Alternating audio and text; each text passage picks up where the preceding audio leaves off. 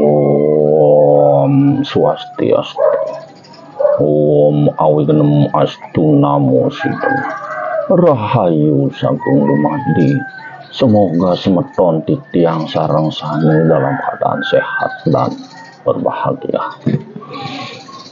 Dalam kesempatan ini, saya ingin lagi berbagi, yaitu melanjutkan tentang genep meru sariro ring ango sariro, tentang proses pemargin sabda cakra yang ada di dalam tubuh ini.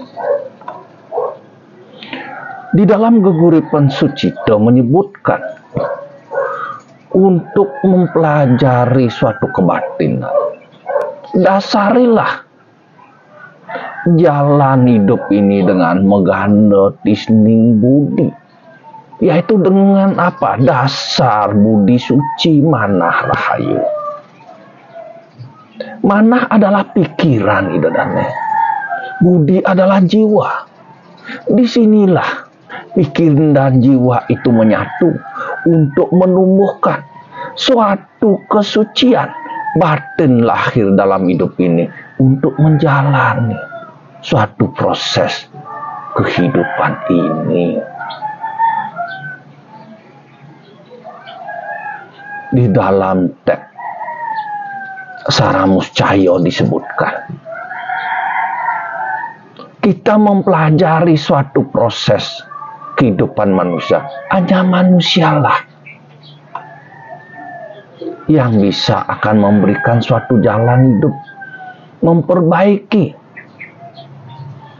dengan langkah-langkah kebenaran. Di sana disebutkan dalam teks Saramuscaya, di antara semua makhluk, hanya manusia jugalah yang dapat melaksanakan, membedakan perbuatan yang baik dan yang buruk. Justru dalam merubah yang buruk menjadi baik, itulah tujuan daripada kita hidup ini. Sesungguhnya kita menjelma sebagai manusia ini adalah hal yang utama, karena hanya manusialah yang dapat menolong dirinya sendiri dari kesengsaraan, yaitu dengan jalan apa dengannya? Yaitu dengan jalan berbuat baik. Itulah keuntungan kita lahir ini jadi manusia. Nah, itulah makanya dalam kesempatan ini saya ingin berbagi bagaimana cara untuk menjalani suatu proses kehidupan di semesta ini. Karena di semesta ini adalah ruang pembelajaran. Di semesta ini kita diajar kebenaran. Di semesta ini kita diajar juga arti kehidupan, untuk bisa mempelajari arti hidup dan bakti kita kepada Sang Maha Pencipta. Nah, mumpung dalam kehidupan kita diberikan kesempatan dan waktu belajar tentang kebenaran hidup ini, berdamailah dengan hati. Belajar menjalani hidup dengan bijak dan ikhlas. Nah, disinilah perlu keikhlasan itu dan ya, keikhlasan dalam hati, kebijaksanaan dalam hati, menyadari suatu proses kehidupan. Tidak ada sakit hati yang tidak bisa dimaafkan. Tidak ada kepemilikan nanti yang tidak bisa kita tinggalkan. Disinilah kebenaran akan mencari jalannya sendiri. Pahala dan karma akan mencari pemiliknya sendiri. Untuk itu dari sinilah kita belajar mendekati diri pada Sang Maha Pencipta untuk mencari kesujaktian hidup itu gitu dan. Nah, dalam mempelajari jati urip dalam tubuh ini, terdapat ada 7 cakra yang disebut dengan Sapta Cakra itu, yaitu pusat cakra mayor yang ada di dalam tubuh ini, yaitu terdapat dalam tubuh ini, yaitu dari cakra Siwadwara,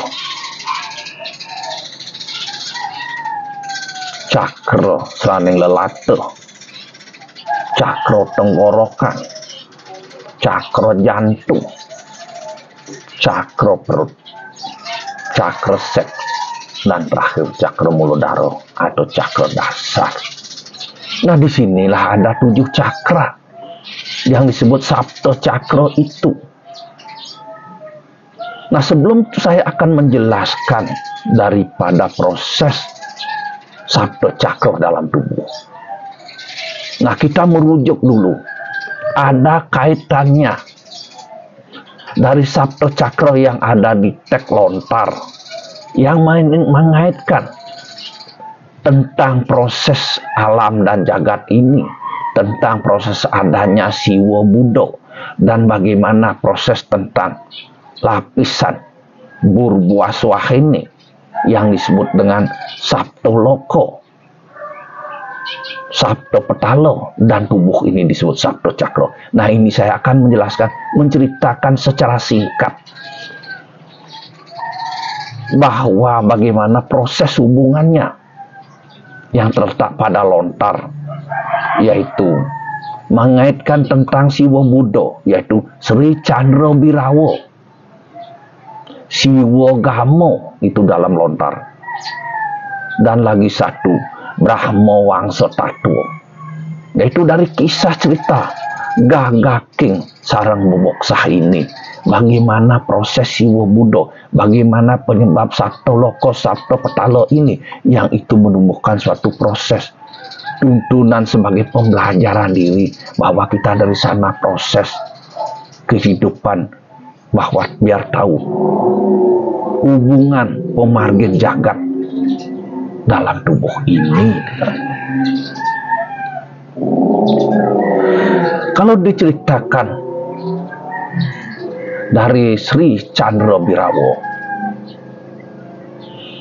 itu adalah kisah dari suatu kerajaan itu, dan kerajaan bagian dari Astina yang disebut dengan kerajaan Dewantara itu, yang dirajai oleh Sri Chandra Birawa itu. Nah, Sri Chandra Birawa itu mempelajari gegelaran Jenana Kanda itu, dan Jenana Kanda itu yang beliau pelajari, ya tentang kebatinan, tentang jenek ring meru sariro ini, dan dia mempelajari juga yoga sandiasa yang Sri Chandra Birawa itu dijuluki dengan Betara Guru, karena dihilami, diberikan restu kekuatan oleh Betara Siwa. Itulah yang disebut dengan Betara Guru. Dia mempelajari jenak ring meru sarira, semua mempelajari semua pada jenana tubuhnya itu, tapi tidak mau dia dengan memakai serana banten, karena dia tidak punya proses daripada tidak mau membuat upakara. Dengan sendirinya dia tidak mau membuat pelinggih, atau tidak mau membuat pura, tidak mau membuat pemerancang. Nah, lain cerita lagi. Di Astina ada cerita kerajaan Dharma Wangsa ini. Dharma Wangsa ini dia mempelajari karma sandiasa dan yoga sandiasa. Nah, disinilah perbedaannya. Dia rasa baktinya Dharma Wangsa ini di kerajaan Astina ini, dengan yadnya, dengan jenana, dengan baktinya dia yang luar biasa Dharma Wangsa ini. Dengan yadnya inilah dia lakukan baktinya pada Yang Maha Kuasa, dengan memakai sandiasa, karma sandiasa, dengan memakai yoga sandiasa, ia melakukan yatnya dengan juga diiringi dengan jenano. Inilah yang dia pelajari dalam perjalanan Dharma Wangsa ini. Nah, ini cerita ini. Setelah itu proses dalam perjalanan itu, secara singkat saya jelaskan bahwa Dharma Wangsa mendengarkan cerita daripada Sri Chandra Birawa itu tidak melakukan yatnya. Nah, maka saya ceritakan cerita secara singkat. Astino menyerang Sri Chandra Birawa ini. Semua dilakukan pada waktu perang Kurukshetra. Arjuna turun, Bima semua turun, Nakula Sahadewa, tapi tidak mampu mengalahkan Sri Chandra Birawa karena gegelarannya itulah dengan pepakai jenana kando ini. Jenek ring meru sarira, semua dipelajari batin yang luar biasa dalam tubuhnya ini. Tidak bisa dikalahkan itu dane. Semua senjata yang dipakai, Brahmastra yang dipakai Arjuna tidak bisa juga. Dan akhirnya apa? Semua tidak bisa mengalahkan Sri Chandra Birawa ini karena pembelajarannya itu. Turunlah Dharma Wangsa. Dharma Wangsa berperang dengan Sri Chandra Birawa dalam suatu proses Dharma dengan kebenaran. Karena sama-sama kuat, disinilah terjadi suatu kompetisi dan suatu perjanjian, suatu perjalanan daripada Dharma Wangsa dan Sri Chandra Birawa ini. Disinilah perjanjian kompetisi itu untuk membuktikan kekuatannya dari masing-masing dari Dharma Wangsa dan Sri Chandra Birawa. Yang isinya,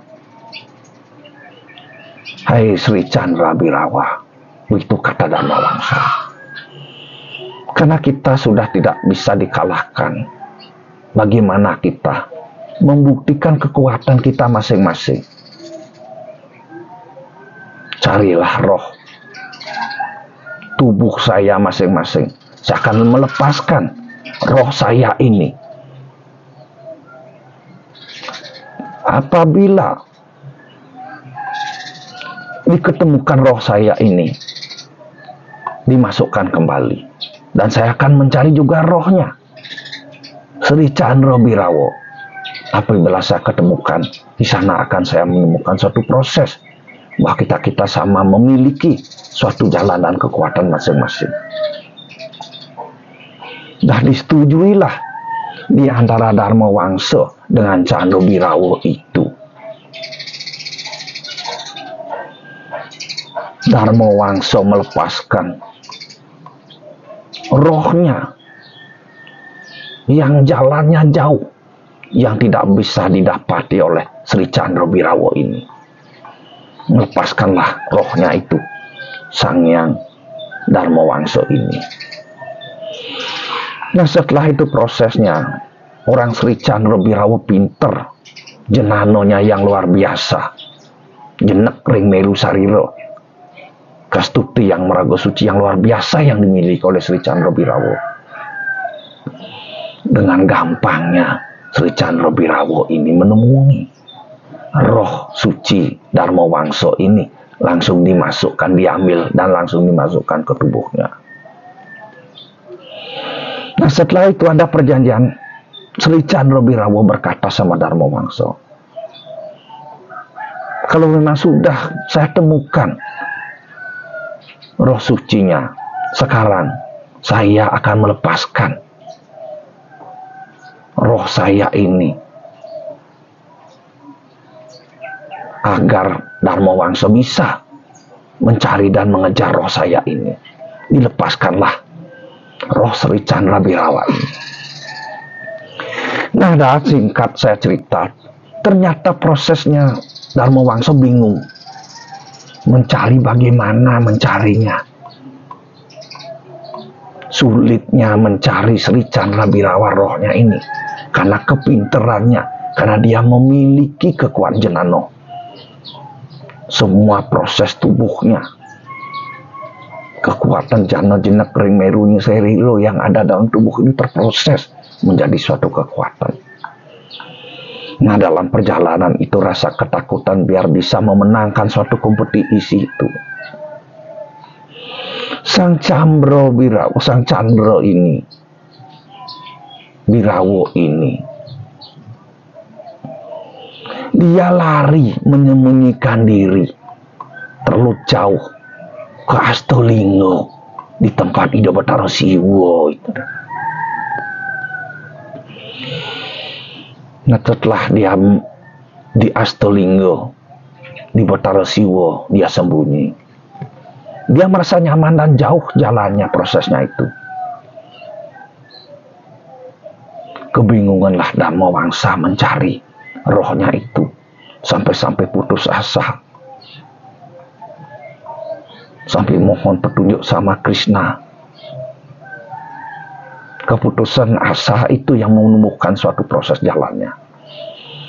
Dengan yatnya, dengan jenano dilakukan itu, dia mendapatkan suatu petunjuk jalan hidup itu untuk mencari.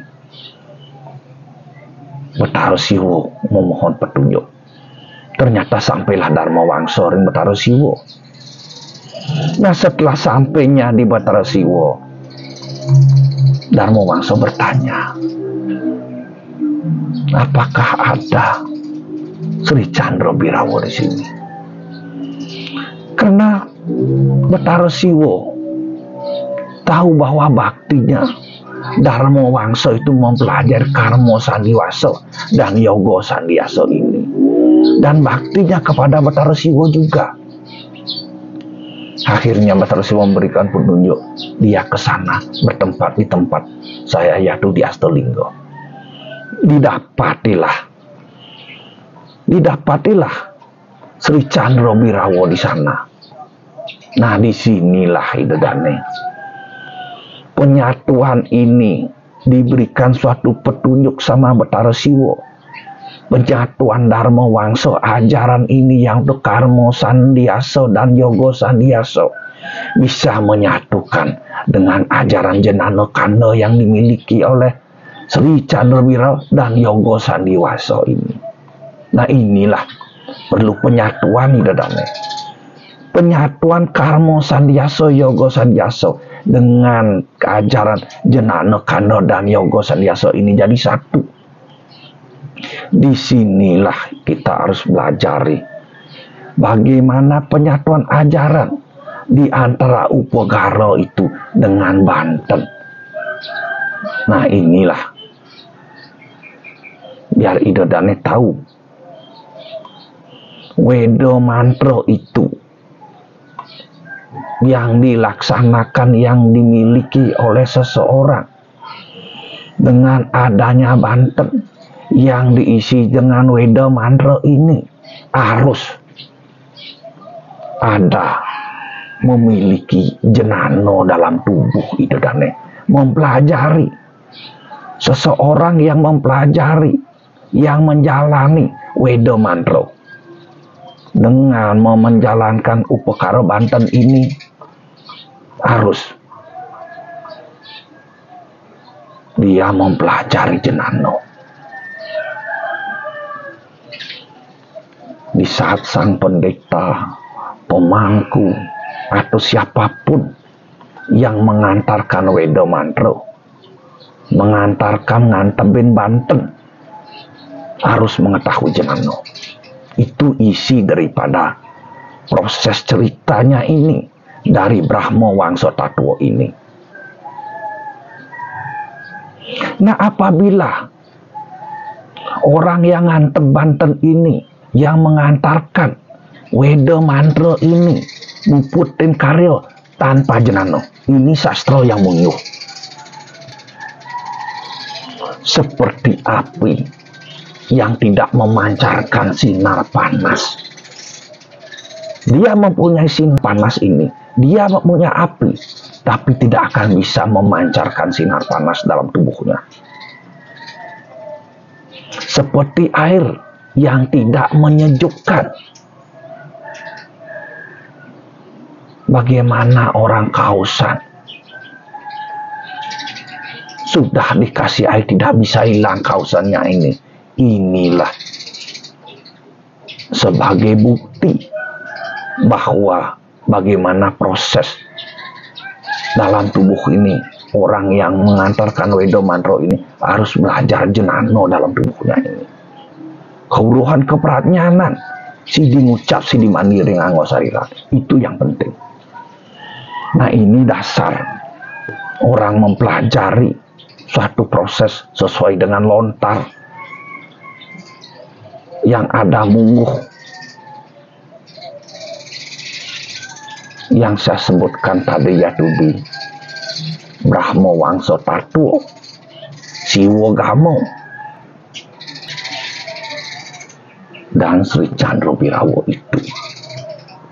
Nah, sekarang saya akan bercerita sedikit tentang proses, yaitu tentang cerita Brahmo Wangso Tatuo ini, cerita Gagah King Sarang Boboksah ini, tentang tingkatan-tingkatan Siwo Budo. Buru Buaswah ini adanya Sabto Cakro, Sabto Petalo, Sabto Loko ini. Diceritakan saya secara singkat bahwa Indo Petaro Brahmo dia mempunyai anak yang namanya Dwi Jendro. Nah, dari Dwi Jendro inilah melahirkan Pandito yang namanya Gagah King dan Boboksah ini. Dari Betaro Brahmo memerintahkan cucunya ini untuk bermeditasi, memohon proses kekuatan semesta untuk menjalankan suatu proses alam ini. Gagah King diperintahkan bermeditasi di atas gunung, dan Boboksah di bawah gunung. Nah, secara singkat saya ceritakan bahwa Gagah King bermeditasi di atas gunung, melanturkan yatnya jenanonya dengan menembus alam semesta ke atas itu, yang akhirnya dia menemui suatu proses ke atas itu, yaitu Sabto Lokonya, Buru Buaswah jenang Tapo Maho sampai Satyo. Dia menemui prosesnya itu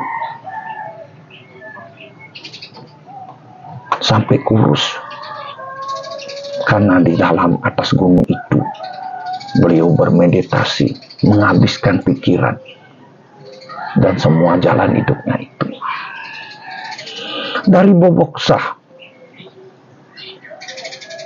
di bawah itu diperintahkan untuk menembus suatu proses alam ini. Dia menemukan Sabto Petalo.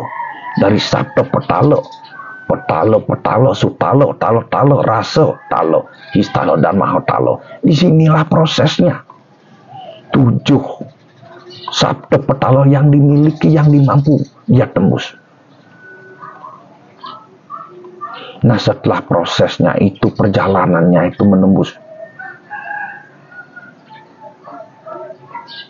jalan meditasi kedua pandeta itu, yaitu Gagah King dan Boboksah ini. Turunlah Betara Brahmo memberikan suatu petuah dan petunjuk. Yang di bawah Boboksah makannya enak, bebas makan apa yang dia makan karena di bawah. Sedangkan Gagah King yang di atas gunung tidak bisa makan apa kecuali daun-daunan, sayur-sayuran. Nah, disinilah Gagah King diperintahkan menjalankan suatu proses menjadi seorang pendeta yang disebut dengan pendeta siwa.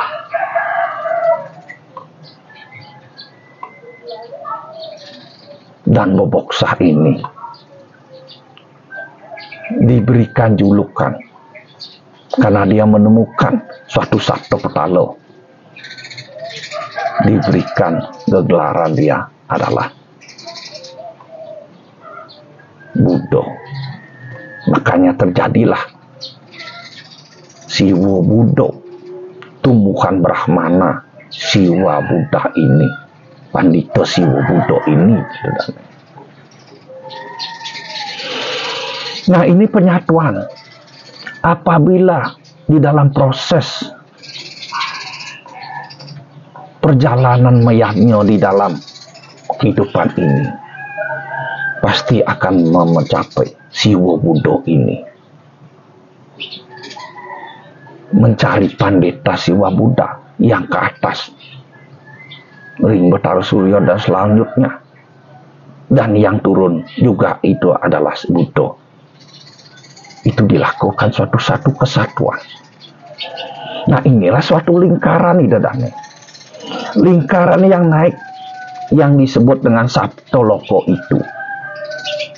Burbuasuah Jano Tapo Mahasatyo ini turun menjadi Siwa Buddha ini.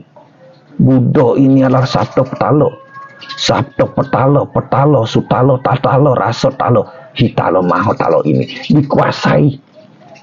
Nah, di sana di atas ngantep suatu proses bebantan yang skala ring ide Sang Maha Kuasa. Ke bawah ring buto kalo sana nih ada di bawah. Inilah suatu lingkaran di dalamnya. Lingkaran inilah yang ke atas akan turun, yang dari bawahnya akan naik menemui suatu puncak di tengah-tengah, yaitu yang kita namanya Sabto Cakra ini. Tubuh inilah menjadi satu kesatuan. Mulodara Swahadistana cakranya, solar plexus, Hanahata, dan cakra mahkota itu. 7 cakra juga. Yang paling atas adalah cakra mahkota, yang bawah adalah cakra dasar itu.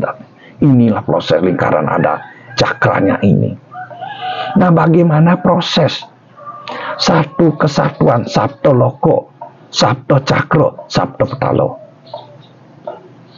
Coba idadane lihat bagaimana proses orang pengabenan yang luar biasa yang dilihat dari Satwikayatnya ini, Atmawodana ini. Di saat ada kematian, dibakar, setelah dibakar, direka lagi. Setelah direka dibentuk diuyeg idadane. Uyegnya ini bagaimana prosesnya 7 kali. 7 kali juga idadane diputar. Tujuannya apa? Adalah untuk mencapai Burbuasuah Jano Tapo sampai Satyo ini. Itulah keluar biasanya yatnyo Satwika yatnyo yang ada dilakukan suatu pengabenan itu idadane. Itu yang luar biasa, yang tidak dimiliki oleh siapapun dalam proses yatnyo, peleburan daripada suatu pemulihan tubuh ini kepada Sang Maha Pencipta ini. Setelah itu dimasukkan lagi ke tengah Nyuganding. Dia sudah tidak berbentuk lagi. Bagaimana prosesnya kenyataan ini? Diisi dia tunjung sebagai suti pendengaran, dan dia itu menerima suatu wahyu kehidupan. Itu yang luar biasa idadane. Itulah perlunya kita mempelajari suatu proses dalam kehidupan itu, seperti perjalanan ini dadane. Pada waktu pengabenan juga sama, ide Pandito yang muputkan karya juga sama 7 kali. Dari sedonya dipuput oleh ide Pandito. Seterus yaitu ngaben, menjalani suatu proses pengaben itu juga dipuput. Selesai membakar juga dipuput. Setelah selesai itu ngelinggihan juga dipuput.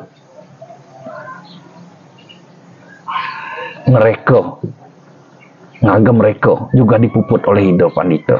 Dan terakhir musbah kurungan itu 7 kali juga. Tingkatan yang diambil oleh Pandito muputan satu proses yamnyo ini, dadane. Inilah perlunya kita proses kenapa 7 kali. Inilah dasar-dasarnya, dadane, untuk bisa kita mengetahui tingkatan-tingkat Sabto Loko, Sabto Cakro, Sabto Petalo ini.